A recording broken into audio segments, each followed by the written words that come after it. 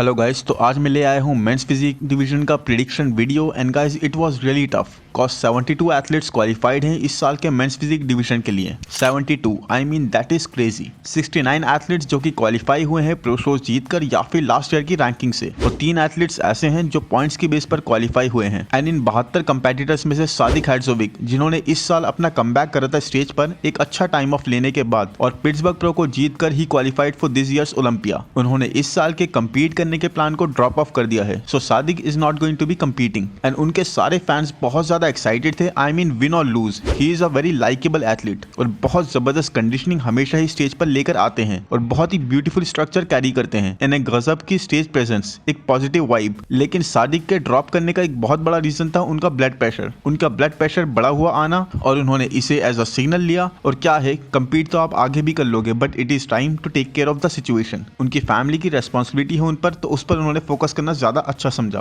और एक दूसरा एथलीट जो कम्पीट नहीं कर रहे हैं वो हैं डैनियल एमंस। यस गाइस, डैनियल एमंस जिन्होंने इस साल 2 बड़े एथलीट्स को 2 प्रो शोज में हराया। पहले टैंपा प्रो में इन्होंने बीट करा आंद्रे फर्ग्यूसन को जो लास्ट ईयर के 9th place mains physique athlete हैं, और उसके बाद इन टेक्सास प्रो डैनियल एमंस ने बीट करा आंद्रे दियो को जो लास्ट ईयर के 7th place mains physique athlete हैं। और डैनियल एमंस एक बहुत बड़ा रीजन है कि आंद्रे दियो इस साल के लिए क्वालिफाई नहीं कर पाए, क्योंकि यस आई नो आंद्रे ने डिसाइड करा है क्लासिक फिजिक डिवीजन में कम्पीट करने का, बट ये डिसीजन इस शो के होने के काफी बाद आया। नहीं तो अगर वो क्वालिफाई कर जाते तो वो कम्पीट जरूर करते, क्योंकि आंद्रे दियो is a multiple time top 10 प्लेसर guys. और डैनियल एमंस के ना कम्पीट करने के 2 मेजर रीजन है। फर्स्ट, उनके साथ कुछ हेल्थ इश्यूज आ रहे हैं जिन पर वो ध्यान देना चाहते हैं, एंड सेकंड, उनकी वाइफ अभी उनके साथ नहीं है और जब तक वो साथ नहीं आ जाती डैनियल को अपने दोनों बेटों पर ध्यान देना पड़ रहा है अकेले ही। तो इट्स अ बिग रेस्पॉन्सिबिलिटी और वो उसको अच्छी तरह से निभाना चाहते हैं। बट एनीवेज, इन दोनों के अलावा भी एक एथलीट हैं 2019 के men's physique Mister Olympia Raymond Edmunds, और ये भी किसी मेडिकल इशू के चलते कम्पीट नहीं कर रहे हैं इस साल। काफी डाउनसाइज दिख रहे हैं अपनी लेटेस्ट अपडेट्स में। तो गाइज, ये तीनों ही एथलीट्स काफी बड़े नाम है और तीनों ही अगर कम्पीट करते तो टॉप 10 के कंटेंडर बनने का पूरा पोटेंशियल रखते हैं।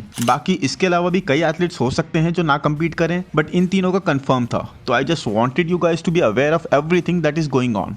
सो फाइनल 69 एथलीट्स एंड इतने सारे एथलीट्स के होने का एक बहुत बड़ा डिसएडवांटेज ये होता है गाइस कि बहुत सारे एथलीट्स आर ओवरलुक्ड। अगर मैं इजी वर्ड्स में ट्राई करूं गाइस, तो इतने सारे एथलीट्स को अपनी इनिशियल सोलो पोजिंग करने में और अनाउंसमेंट एंड एवरीथिंग मिलाकर कम से कम 2 से 2.5 घंटे लग जाएंगे। एंड एक साथ इतनी देर तक इतने सारे एथलीट्स को जज करना, आई मीन जजेस आर ऑल्सो ह्यूमन, तो बहुत सारे एथलीट्स ओवरलुक्ड हो जाते हैं अच्छे होते हुए भी। एंड कुछ एथलीट्स जिन्होंने एक तरह से या तो पहले कुछ अच्छा प्लेस करा होता है या फिर एक अच्छी हाइप के साथ आ रहे होते हैं स्टेज पर, या फिर कोई बड़े इवेंट जीत कर आ रहे होते हैं। बेसिकली ऐसा एथलीट्स जिनके बारे में बहुत ज्यादा बात हो रही होती है, दे आर नॉट ओवरलुक्ड। और आप चाहे गाइस कुछ भी बोल लो, बट अगर आपके आगे भी 70 एथलीट्स पोस्ट कर रहे हैं तो कई सारों को तो देखते में आपका ब्रेन कहीं और पहुंच जाएगा और you will feel yes he is good but the next one is too, but not that much. But वहीं अगर जेरेमी बॉन्डिया या आंद्रे दियो जैसा एथलीट्स आ गए पोस्ट करने, और चाहे वो काफी लेस कंडीशनड हो, तब भी you will pay extra attention. Basically your brain knows who they are, they have earned their places by their past performances. तो इवन तो वो दूसरे किसी एथलीट जो ओवरलुक हो गया बिकॉज उसका वो फर्स्ट अटेम्प्ट था या फिर वो कभी टॉप 20 या 30 में प्लेस नहीं करा, उससे बेहतर कंडीशन में ना हो, फिर भी they will not be overlooked. और ये एक एडवांटेज एक्चुअल में होता है, क्योंकि आप खुद बताओ, अगर डायरेक्ट की पिट्सबर्ग प्रो में पोजिंग के टाइम पर ऐसी हाइप ना बन जाती तो क्या उनको ओपन कैटेगरी का इनवाइट मिलता बिना किसी प्रो शो में कम्पीट करे हुए?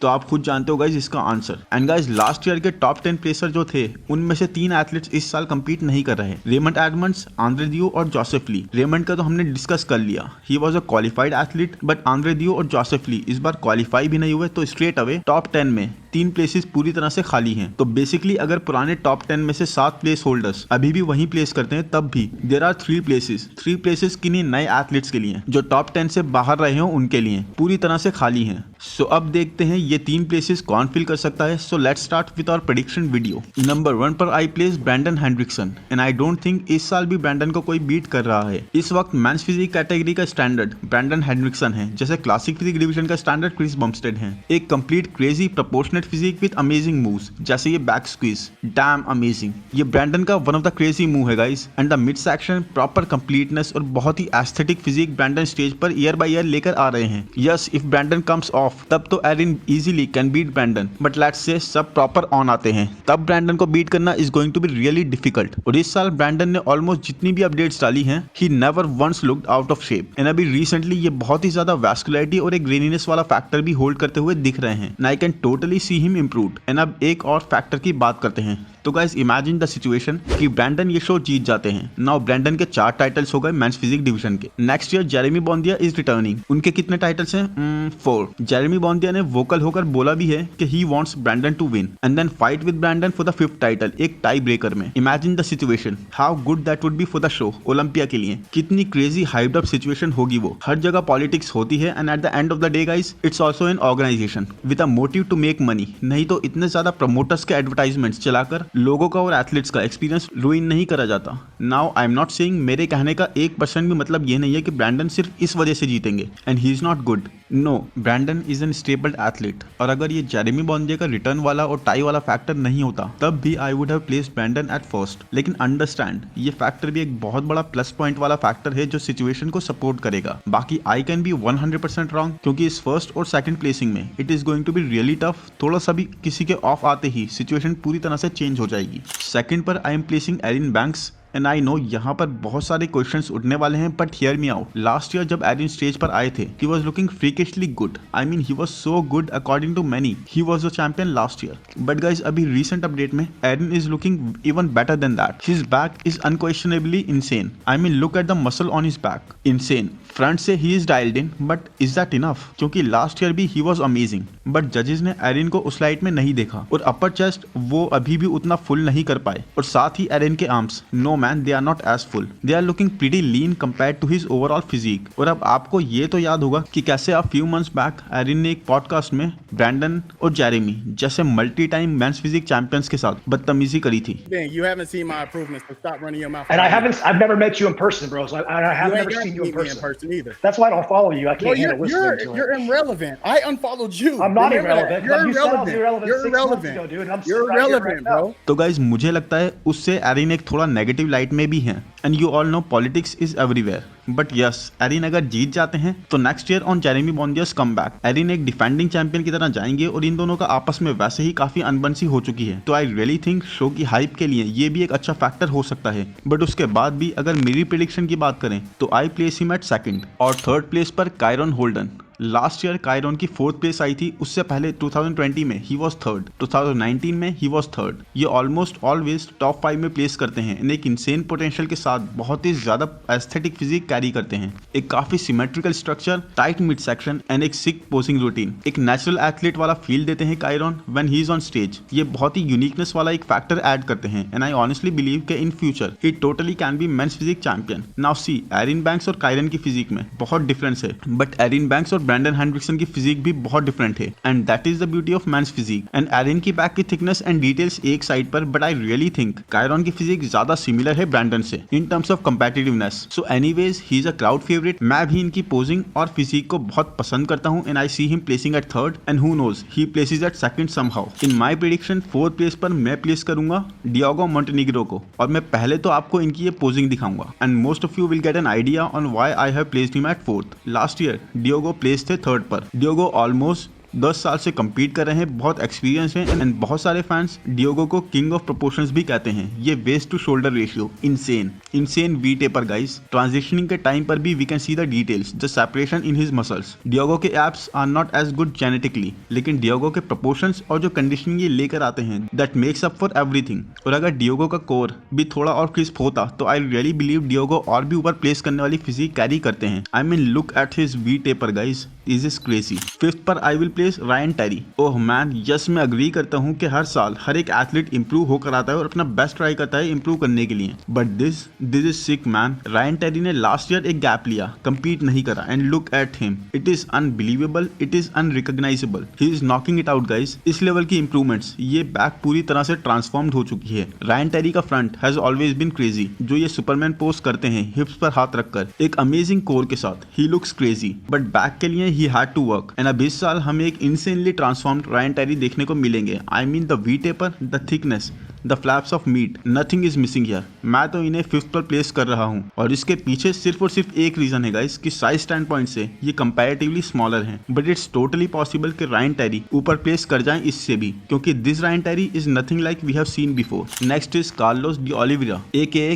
काइके प्रो, और कार्लोस को इस बार मैं देखता हूँ 6th प्लेस पर प्लेस करते हुए। आई mean he is in insane shape, proper mid section, proper tight set of abs and crazy muscle Bally's, पूरी तरह से कंडीशन आते हैं ये ओलंपिया के स्टेज पर। एंड गाइज ये उन कुछ एथलीट्स में से हैं जो दूसरे शोज में तो सिर्फ बेयर मिनिमम करेंगे टू स्टे एग्जिस्टिंग, बट जब भी ओलंपिया के स्टेज पर होंगे इनकी कंडीशनिंग बिल्कुल भी सैक्रिफाइस नहीं होगी। और जजेस हमेशा कार्लोस को टॉप 6 टॉप 7 में देखते हैं। एक एक्सपीरियंस एथलीट हैं कार्लोस और आई थिंक 4-1 साल से कम्पीट कर रहे हैं। He is very known, he has earned it, और इसीलिए he is not going to get overlooked. और एक अच्छी हाइट के साथ एक dialed in peeled structure carry करते हुए कार्लोस डेफिनेटली इस साल मेरे अकॉर्डिंग 6 पर प्लेस करेंगे। 7th प्लेस पर I put Alexander Toplin. I mean he is sick, tight, tiny waist, crazy hardcore and look at him from the back, insane. Erin Banks और Brandon की back की बात तो खूब हमेशा ही होती है, but look at his back guys, the V taper. I think इनके और एरिन बैंक्स के बीच में in terms of back pose एक काफी अच्छी फाइट हमें देखने को मिल सकती है। He is tall as well,